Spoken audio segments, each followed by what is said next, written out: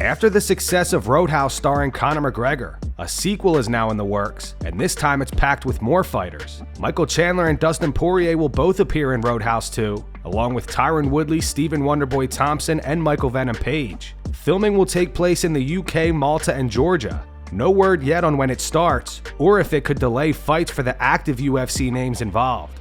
Now, as you guys know, Dustin Poirier isn't exactly a fan of Michael Chandler. Right. He's fake, bro. And he might be a good person at home, but my personal experience, he's fake, man. Chandler made an appearance on the Ariel Helwani show yesterday and discussed what it was like being around Dustin on the set of Roadhouse 2. He said it actually ended up being cordial. Very much. Is there a moment on set you and Dustin shake hands, bygones be bygones? Was there any of that? Break bread? Any interactions? There was. There was? It was good. Yeah, it was Tell good us. No, it's good interactions. I mean, it's, well, first of all, we have an international peace treaty too. So like once you go to a foreign land, anything that happened in your homeland goes away. Okay.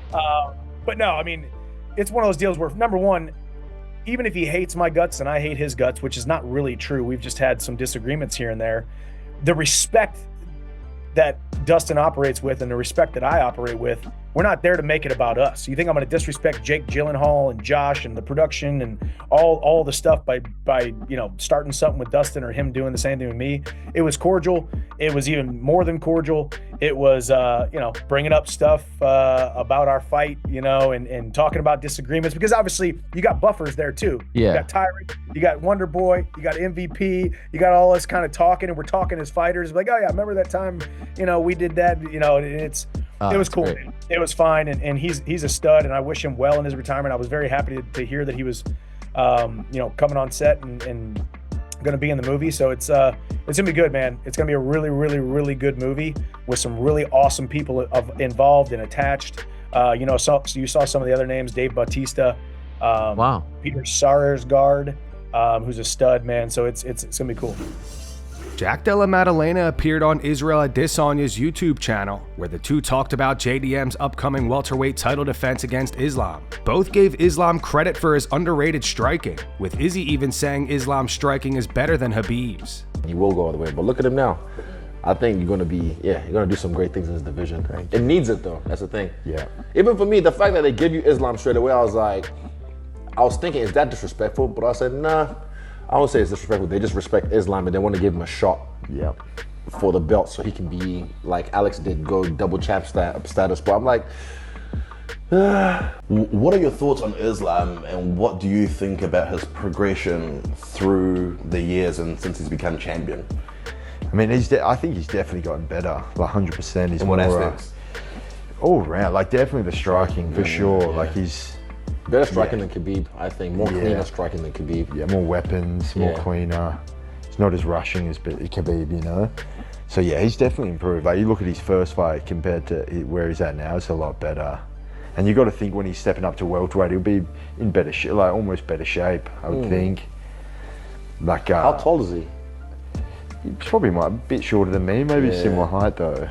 Yeah, I think so. I think a lot of people look at it as like, well, I've heard of like striker grappler, but it's not really. Like Islam's like more than just a grappler. Like he's all round. Obviously, he's one of the best MMA guys. But yeah, I think it's pretty underrated. I think a lot of people just think he'll be able to hold me down. But yeah, I think I got some tricks to get up.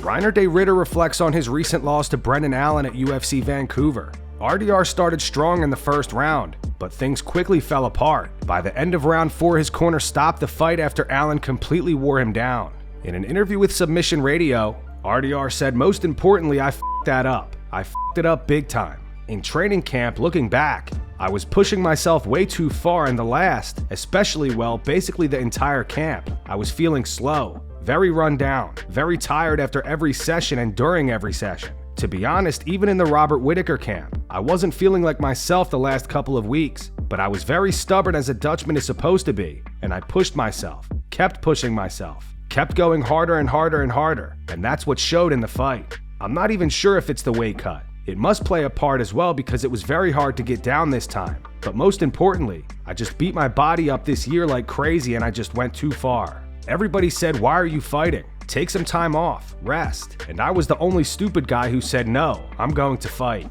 Not even the money. I'm good. I'm alright. I don't even need more money. Don't tell Dana. It's just I was so focused on the title. I was so focused to finally get my title shot, and I thought I was going to secure it in Vancouver. So I just kept pushing and I wanted to be ready. I wanted to be better than ever, and it was never an option for me to say I'll pass and take some time off because in my mind, I was not going to get the title shot, and I'd be left wondering when I'd get the chance. So yeah, I did something I shouldn't have done, and hopefully I'll learn a little bit.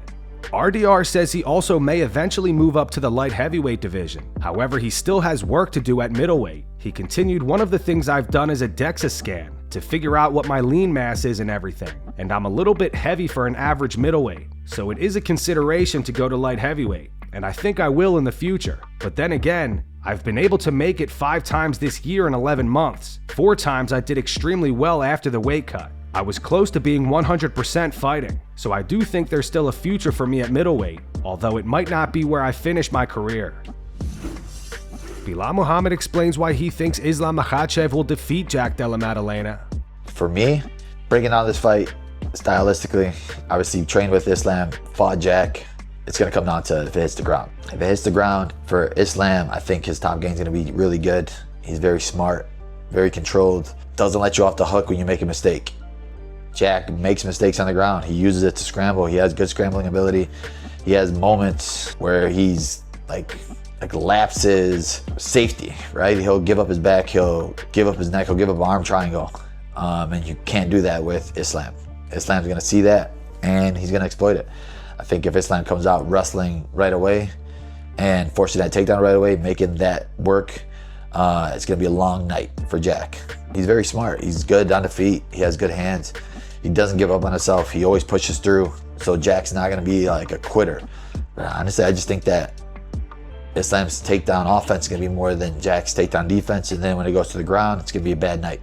But if Jack can avoid some of those spots, there'll be moments for him. If he can make it to the 4th, 5th round, we'll see how Islam's muscle build was going up to a heavier weight class. He said he put weight on.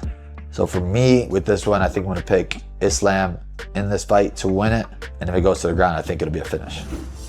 Dan Hooker, on the other hand, is picking JDM to win, but he still had high praise for Islam. Hooker fought Islam himself at UFC 267 back in 2021 and lost via submission in the first round. Speaking to Sky Sport, he said, being the bigger, stronger guy, it's effective if you can make the other fighter carry your weight. Jack being the bigger guy, I feel like Jack's frame and size will give him the advantage if it goes later into the fight. But Islam is an incredibly smart fighter. On the feet, he's very hard to hit. He doesn't like to get hit. And he's also very conservative on the ground. He's a very hard guy to touch. He's a very hard guy to start putting some damage on. But I feel like there's no one better than Jack Della right now at welterweight. I see Jack winning this fight. Renato Moicano weighed in on the UFC fight-fixing scandal, saying he noticed right away that Isaac Dolgarian was acting strange during the fight. This is your world and my world combined. Gambling and fighting. Gambling and losing fights. Yeah. Let me ask you from a pure... James Krause. Let me ask you from a pure... James Krause. Let me ask you from a pure standpoint of, did you watch the fight and did you actually think in the fight he threw it? Yes. And why is that? Because the guy is a very good wrestler. Yeah. And on the fourth shot, like 15 seconds into the fight, he got his hand locked on a perfect double leg. Yeah. His head on the right position. And he let the guy go. Did this guy do anything right trying to defend the rear naked choke? No, he was doing everything wrong. Yeah. Like he was. And do you think he tried? Do you think he at least did somewhat a good job of selling it? Because he could have tapped right away. Absolutely. He kind of sold it in a way. For at least it went like a minute before he tapped. Yeah, but what was strange because Yeah. rear naked choke usually when you got that deep, tap it's like right away. Yeah. Tap right away.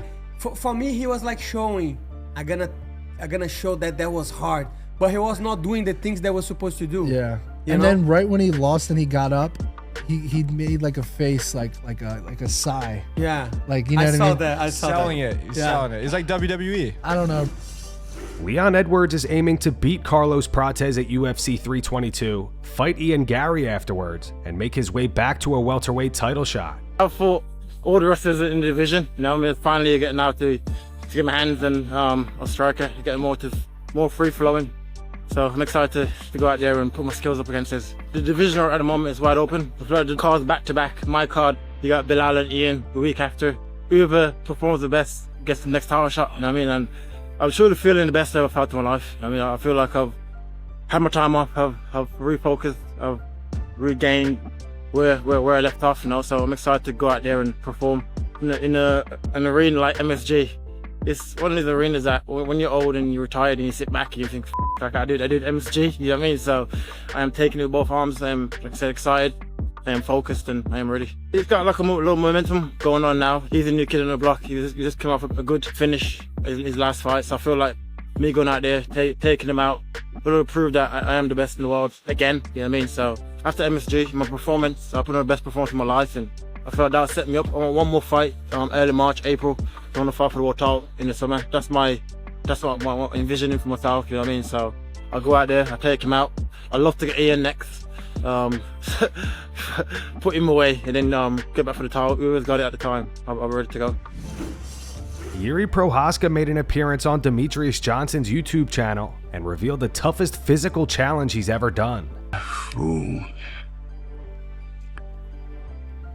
Damn, you done that much, huh? You done a lot of that, huh? You done a lot of. Yeah. Once I did 24 hours, just 1, 2, 1, 2, 3, 1, 2, 1, 2, 3, 24 hours. I did that. Wow. Once. And how did your muscles and your arms feel after that? Like 1, 2, 1, 2, 3. Like I feel like my arms would, my elbows would hurt. I feel like my traps would hurt for 24 hours. That's a long time. When you have a reason, everything will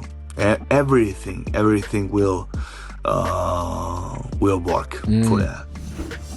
Jon Jones had some harsh words for Tom Aspinall. Jon criticized Tom's performance against Cyril Gane. On the No Scripts podcast, he said, "I feel as Tom's a great athlete, but I do feel like he's a one-trick pony. I believe his wrestling and jiu-jitsu is incredibly overrated. I got to learn a lot about his patterns in his last fight. Beautiful one too, but that's really about it. He couldn't touch Cyril Gane at all. That's the way I felt. I feel like Gane was just getting warmed up. Gane's hands was down, shaking his shoulders, bouncing around." Jon also explained why he specifically wants to fight Alex Pereira at the White House. He continued, "I'd like to fight Alex Pereira at the White House. I feel like he's incredibly respectful. I feel like he's a household name in America and MMA. Everybody knows who he is. He's a champion. He's in the conversation of being one of the greatest fighters of all time. It would be a blockbuster event. I think the whole world would come out. I've beat many Brazilians over the course of my life. Either way that fight were to go, no one loses in that fight. It generates so many millions for the sport. There's just no losing. You have such high-level people competing who respect each other."